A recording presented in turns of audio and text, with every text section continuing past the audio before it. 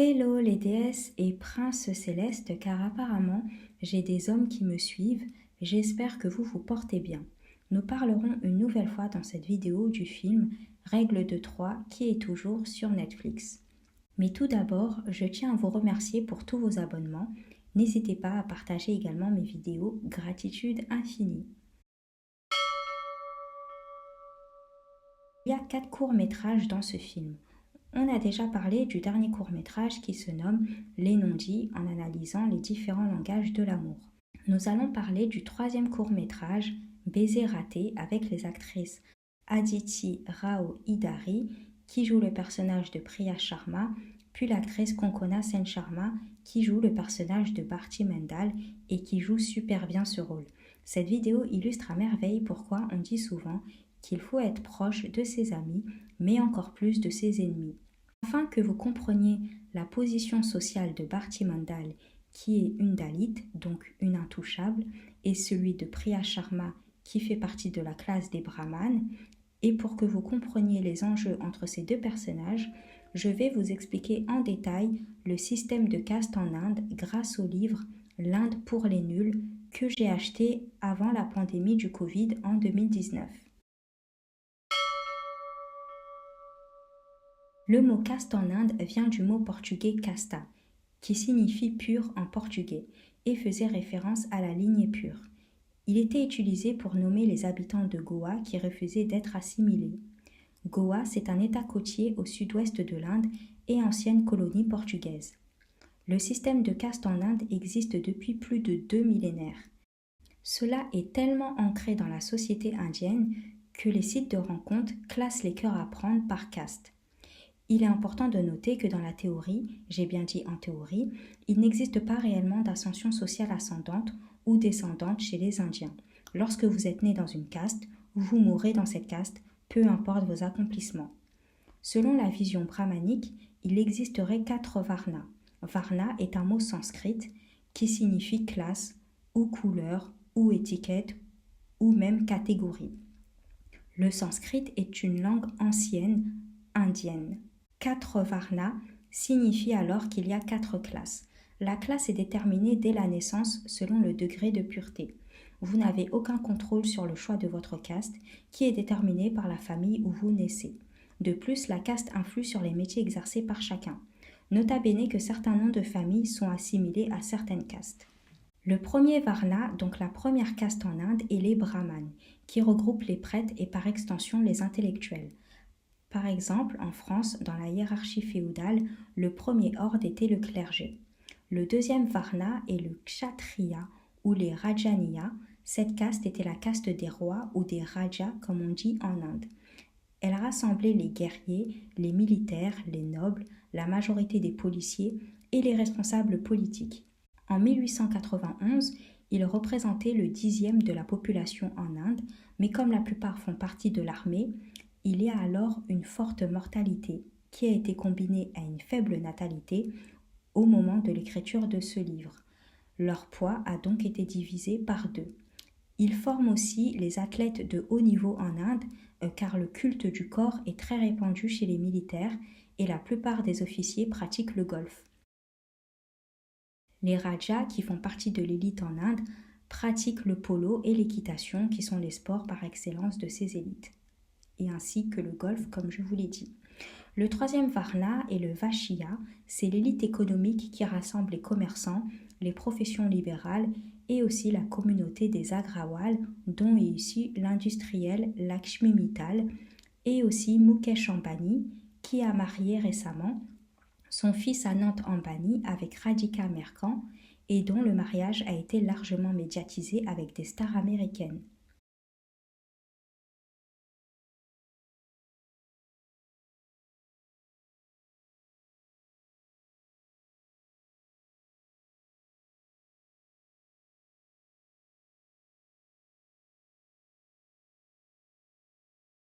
Les Vashya représentent au moment de l'écriture de ce livre 6 à 10% de la population indienne. On les appelle parfois India.inc, donc veut dire en anglais incorporate. Cela veut dire l'Inde des hommes d'affaires. Pour votre connaissance, vous avez une ville qui se nomme Bangalore, qui est située dans le sud de l'Inde, dans l'état de Karnataka, et qui est la Silicon Valley en Inde. Il y a beaucoup d'entreprises informatiques, c'est le hub technologique du pays. Le quatrième Varna est le Shudra ou Sudra, qui regroupe les travailleurs manuels. Il représente 60% de la population indienne. La couleur caractérisant les brahmanes serait la couleur rouge, comme le ciel à l'aube et comme le safran, couleur fondamentaliste des hindous. La couleur des kshatriyas ou des rajaniyas serait le jaune royal comme le soleil à midi. La couleur des vaishyas serait comme le ciel au coucher du soleil. Et pour finir, la couleur des shudras ou sudras serait comme le ciel lorsqu'il fait nuit. D'après l'image à l'écran et selon des textes sacrés du Rig Veda, 1500 avant Jésus-Christ, les brahmanes seraient sortis de la bouche de l'homme cosmique, appelé Purusha, qui est une divinité et qui est à l'origine de toute création. C'est l'équivalent un peu de Dieu dans la religion catholique si vous voulez. C'est l'être primordial en Inde. Il incarne l'origine de la vie et il est immortel. Les kshatriyas ou les rajaniyas seraient sortis de ses bras, les vaishyas seraient sortis de ses cuisses et les shudras ou sudras seraient sortis de ses pieds. Il est important de rappeler que vous pouvez être un brahmane et donc faire partie du premier varna, mais cela ne veut pas dire que vous êtes riche financièrement parlant. Vous pouvez être un brahmane pauvre ou un brahmane riche. Dans tous les cas, vous serez en haut dans la hiérarchie sociale indienne car vous avez des rituels d'hygiène et d'alimentation qui caractérisent votre caste. Ce n'est pas uniquement une affaire d'argent. À l'intérieur des 4 varnas et également à l'intérieur du groupe des Dalits, il y a plusieurs communautés distinctes qui sont nommées les jatis, qui en sanskrit veut dire naissance. Elles peuvent être prestigieuses ou non et chaque jati est spécialisé dans un domaine de compétences. Il y a un jati spécialisé dans le domaine des affaires qui se nomment les agrawals et qui sont spécialisés et reconnus dans le monde des affaires. Nous verrons cela dans les prochains chapitres. Je vous mets également toutes les sources et les liens dans la barre de description de cette vidéo. Les intouchables ou appelés les backward classes, donc les classes arriérées, et appelés aussi les Dalits, sont tout en bas de la pyramide sociale. Ils représentent 20% de la population, soit un Indien sur 5, et sont considérés comme hors caste. Ils peuvent occuper des postes d'éboueurs, de vidangeurs ou de nettoyeurs de carcasses d'animaux. Les Dalits ne pouvaient pas regarder les personnes de classe supérieure sous peine de coups de bâton, ni même regarder la fille issue d'une classe plus élevée. Malheureusement, ils peuvent être sujets à l'expropriation de leur terrain car ils n'ont parfois pas de documents écrits prouvant qu'ils sont propriétaires de leur terrain. Cette situation s'est un peu améliorée avec la loi en 2013 reconnaissant le droit à la terre des ruraux, ne pouvant produire de titre de propriété, mais vivant depuis des générations sur leur terre. Si les Shudras ou Sudras sont situés au pied de la divinité Purusha, les Dalits sont situés plus bas que les pieds, alors que la symbolique des pieds en Inde est que lorsque l'on respecte énormément une personne ou on fait face à une personne âgée, on doit lui toucher les pieds lorsqu'on lui dit bonjour comme signe de respect. Les pieds sont la partie du corps la plus sale, car lorsque l'on marche sans chaussures, nos pieds amassent toute la saleté du sol. Toucher les pieds d'une personne que l'on respecte est un très grand symbole car cela revient à dire que malgré que les pieds est la partie du corps la plus sale, je te respecte tellement que je suis prêt à les toucher pour te dire bonjour. Eh bien, si l'on transpose cela aux intouchables qui sont hors caste, ils se trouvent en dessous des pieds, donc jugés encore plus sales que les pieds, ce qui est vraiment dégradant. D'ailleurs, les chaussures sont aussi un marqueur social. Les personnes ne possédant pas de chaussures sont parfois des intouchables. Il est important de comprendre que tous les Dalits ne sont pas pauvres financièrement. Oui, ils sont beaucoup discriminés, mais certains s'en sortent financièrement. Évidemment, ce n'est pas la majorité. Je vais vous illustrer cela avec 2 exemples de Dalits. Vous avez premièrement Rajesh Saraya, qui est un industriel indien venant de l'état de l'Uttar Pradesh. Il est reconnu et pèse financièrement parlant et c'est un Dalit. Et secondement, vous avez Bhimrao Ramji Ambedkar, qui est né en 1891 et qui est décédé en 1956, qui était un juriste et un homme politique. C'était un Dalit et il a été le principal rédacteur de la Constitution de 1950 menant à l'abolition de la ségrégation des castes. Il a été diplômé d'un doctorat en économie à l'Université de Columbia aux États-Unis, une des Ivy League, de ce fait une université prestigieuse. Il a même sa propre statue dans certains villages et certaines villes, notamment dans des quartiers de Dalits. Depuis l'indépendance de l'Inde en 1947, il y a un système de quotas dans les emplois publics, les écoles et les universités. Cela représente 35% des places dans les universités et les collèges, en tout cas au moment où l'auteur a écrit le livre.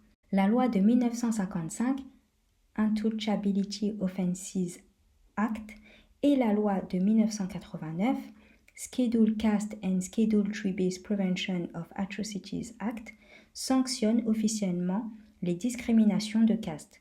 Mais comme vous pouvez vous en douter, qui dit loi ne dit pas forcément qu'elles sont appliquées rigoureusement et que ces populations sont respectées ou que leurs conditions sociales ont évolué. Je tiens à préciser que dans ce livre, il y a également un chapitre sur les Dalits et un paragraphe qui s'intitule « La misère noire des Dalits ».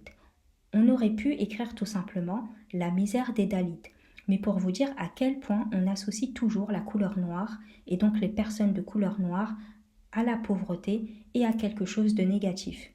Plus on est blanc en Inde et plus on est bien vu et considéré comme appartenant à une classe supérieure.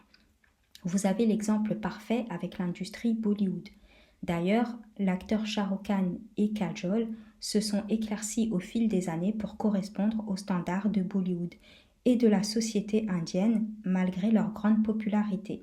On peut dire qu'ils ont fait de la sanskritisation, un terme que j'expliquerai plus loin. Ce n'est pas un reproche, je ne les juge pas, mais c'est juste un constat.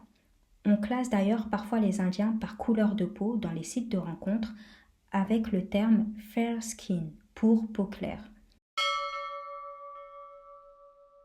Pour vous parler de la communauté Agrawal, le livre prend comme exemple Lakshmi Mittal, qui est né dans le nord de l'Inde au Rajasthan. C'est un milliardaire indien œuvrant dans le domaine de l'acier et sous la dénomination de son entreprise ArcelorMittal depuis 2006, qui est né de l'OPA. L'OPA, c'est l'offre publique d'achat de Mittal Steel Company avec Arcelor, entreprise française d'acier.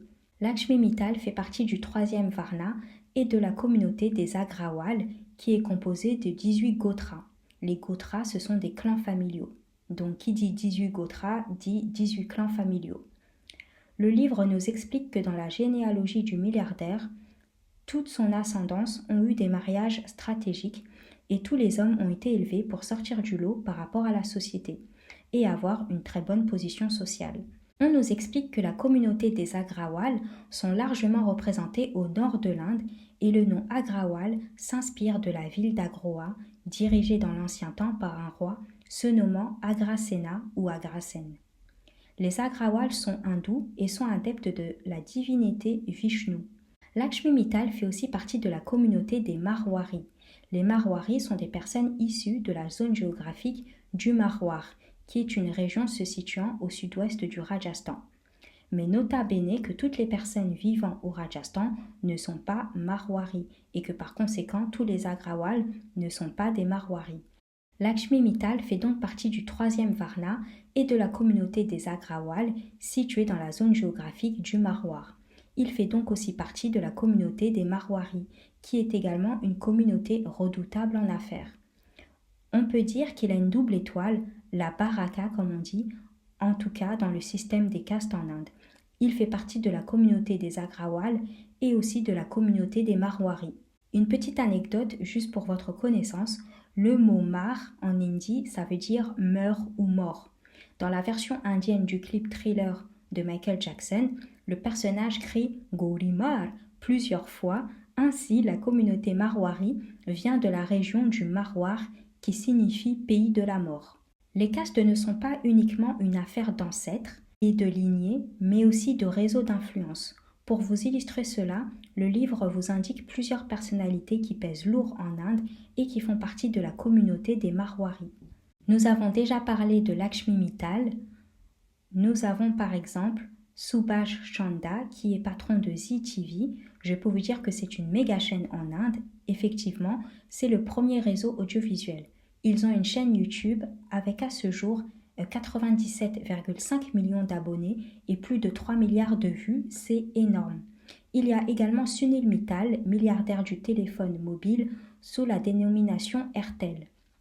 Naresh Goyal, PDG de Jet Airways, une compagnie aérienne indienne privée.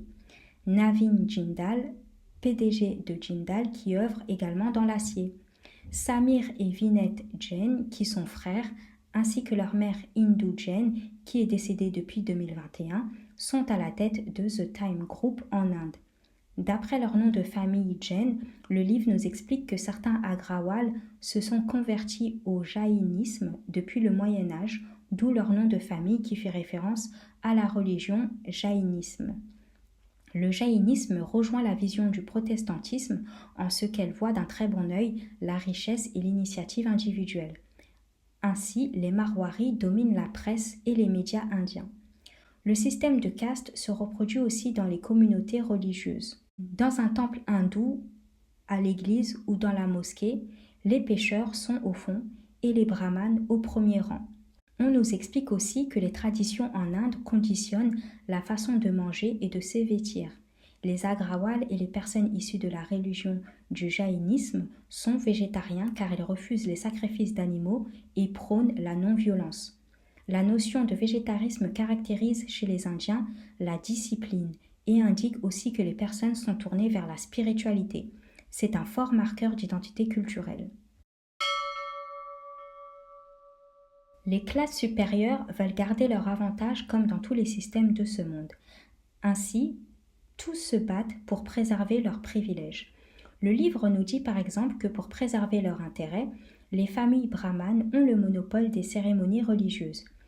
Ils avaient également le monopole du savoir qu'ils se transmettaient de génération en génération depuis qu'ils avaient interdit, sous peine de mort, aux autres castes d'utiliser le sanskrit, qui est une langue indienne très ancienne comme je vous l'avais dit. Pour que vous puissiez être conscient du nombre de personnes étant issues de familles brahmaniques en Inde, le livre nous dit que les brahmanes représentent 60 millions de personnes en Inde, soit la population de la France entière, c'est énorme pour nous Français.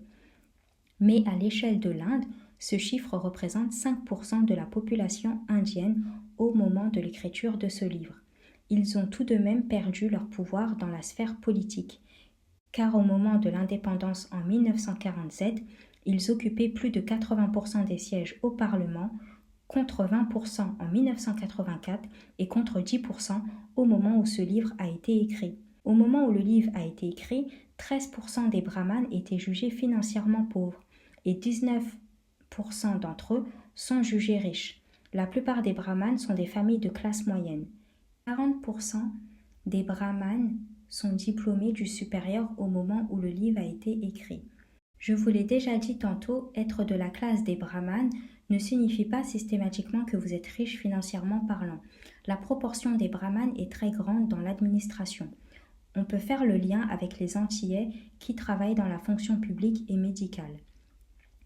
D'après la période de règne de l'empereur Ashoka ou Asoka, qui a fait l'objet d'un film en 2001 qui se nomme Asoka et qui est sur Netflix avec Shah Rukh Khan et Kareena Kapoor, que j'ai vu également, ont confié les fonctions administratives et la gestion des royaumes aux brahmanes. C'était une tradition.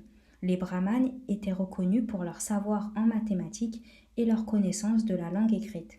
Il y a également un célèbre brahmane qui se nomme Birbal et qui a conseillé le roi moghol Akbar, qui a été un souverain reconnu et emblématique en Inde. Vous avez d'ailleurs le film Jodha Akbar qui parle de cette période de l'histoire que j'ai regardé évidemment. Le film et les décors sont splendides. Vous pouvez regarder le film sur YouTube ou l'acheter en DVD Blu-ray. Dans tous les cas, je vous conseille de le regarder en VO et en HD si possible, car les voix françaises sont inadaptées, surtout pour la voix rauque que prend l'acteur Ishrik Roshan. Et en français, la voix de Jodha, c'est vraiment pas ça, je n'aime pas du tout. Je crois que le film est sur Netflix, mais dans l'offre sans publicité de Netflix. Je vous mettrai des liens en description pour le regarder sur YouTube en version VO et sous-titré en anglais et en version française. Il y a également une série sur Joda et Akbar que je n'ai jamais regardée. Les brahmanes sont dépeints comme des personnes ayant le sens du pouvoir et de la ruse, mais qui peuvent être aussi représentés comme, je cite, des chacals en œuvrant uniquement dans leur intérêt. De manière générale, ils sont vus comme des personnes sachant œuvrer dans l'échiquier social.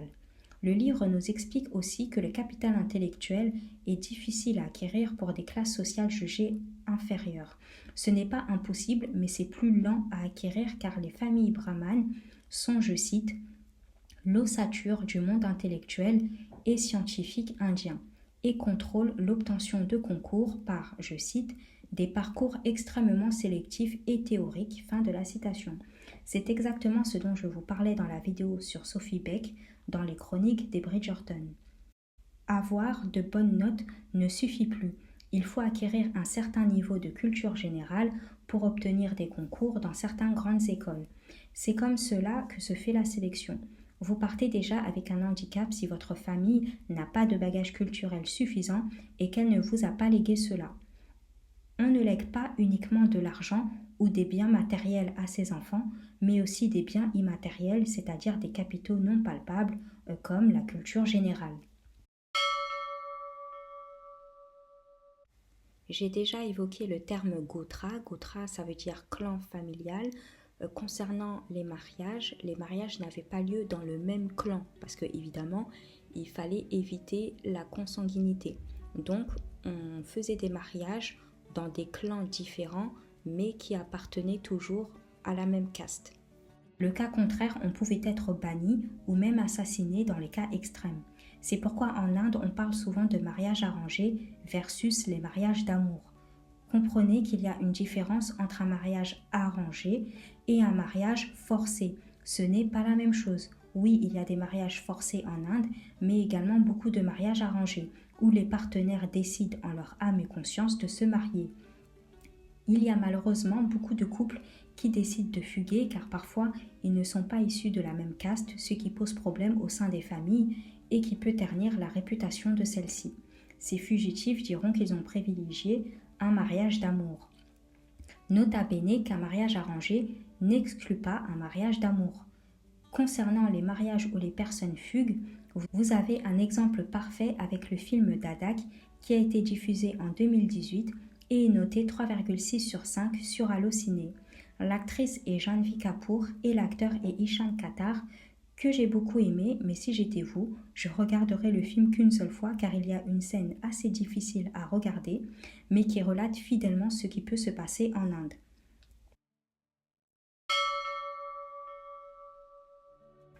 Je vous ai dit tantôt que dans la théorie, il n'existait pas d'ascension sociale ascendante ou descendante en Inde.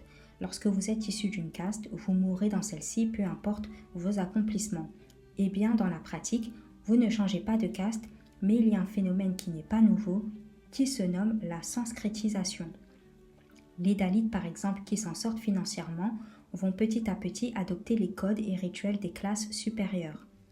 Pareil pour les personnes issues du troisième Varna, comme les Agrawal, qui feront des dons énormes à certains temples hindous et adopteront une alimentation végétarienne pour calquer leur habitude aux personnes issues de la première Varna, les Brahmanes. On peut observer ce phénomène dans d'autres sociétés et systèmes de hiérarchie sociale, notamment en Europe. C'est juste qu'en Inde, ce phénomène s'appelle la sanskritisation. Le mariage est une stratégie également pour évoluer socialement et certains individus revendiquent un statut inférieur pour profiter des quotas des minorités et entrer dans des universités prestigieuses en Inde. Vous avez la série télévisée brésilienne qui se nomme A Caminho das Indias ou India a Love Story, qui relate un triangle amoureux entre des personnages qui seraient issus de l'Inde, dont un Dalit. J'ai vu ce feuilleton quand il y avait des replays sur M6, je crois. Bref, le feuilleton est vraiment prenant. Ce sont tous des acteurs brésiliens qui se font passer pour des personnages indiens. On retrouve la culture indienne au cœur de ce feuilleton brésilien. Si jamais vous êtes intéressé, je vous conseille de le regarder. Pour illustrer également la problématique des classes sociales dans les relations amoureuses, vous avez également le film Ce, le terme veut dire monsieur en français, qui était sorti au cinéma et que j'avais beaucoup apprécié. C'est l'histoire d'amour entre un patron issu d'une classe sociale supérieure et de sa femme de ménage issue d'un village. Vous pouvez regarder le film sur internet, il ne dure pas longtemps et c'est un très bon film. Il est noté 4,1 sur 5, ce qui est une très bonne note sur Allociné. Vous pouvez le regarder sur Amazon Prime notamment. J'aime beaucoup l'actrice Tillotama Chomé qui joue souvent dans des films qui interrogent les valeurs morales au sein de la société moderne. Elle apparaît également dans la série Netflix Les mauvais calculs des Tribhuvan Mishra ou le titre en anglais Tribhuvan Mishra Siye Topper.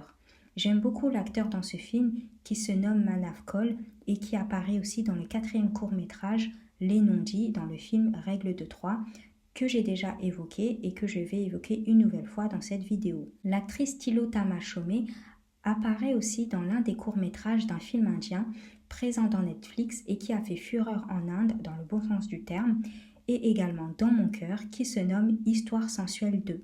Je vous conseille de regarder ces séries et films, c'est tellement prenant.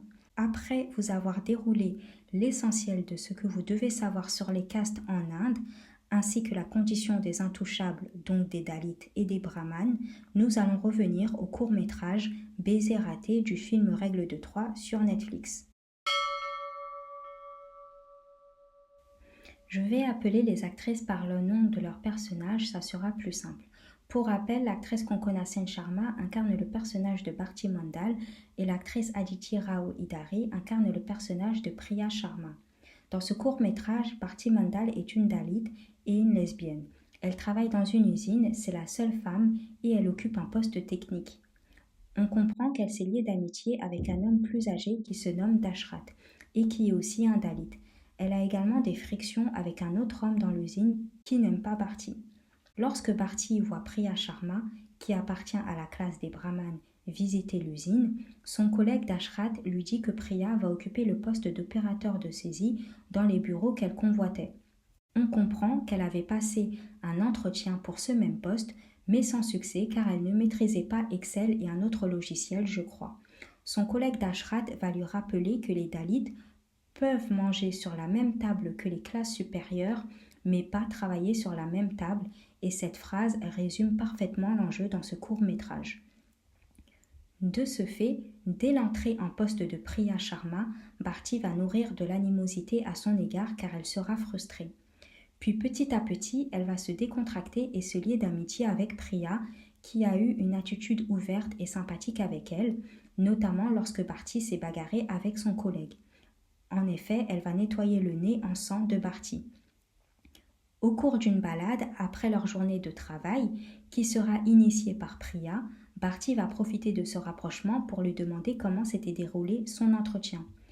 Elle sera surprise et tellement énervée qu'elle fondra en larmes devant Priya et feindra qu'en fait sa famille lui manque.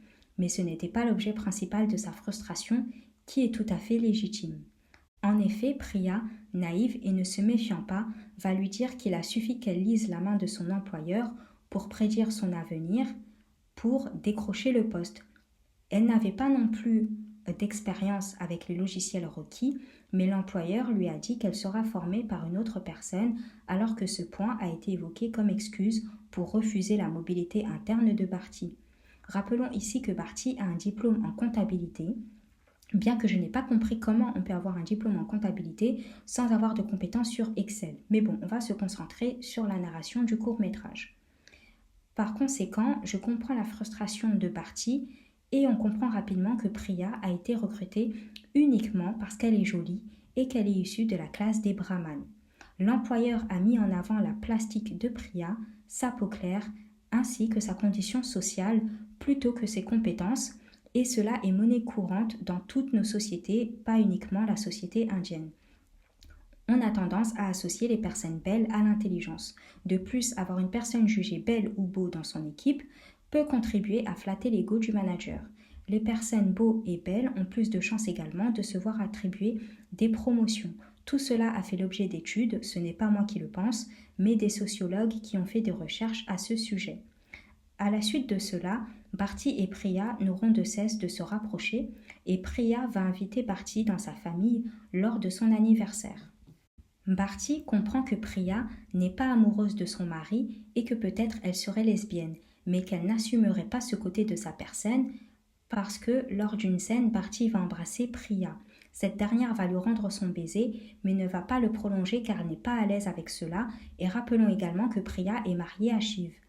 Je fais une digression car je trouve qu'on romantise beaucoup les relations extra-conjugales sur Netflix, mais même dans la société actuelle, ce n'est plus autant tabou qu'avant. Pour ma part, je pense que c'est dangereux, donc attention de ne pas romantiser la tromperie. Revenons au court-métrage.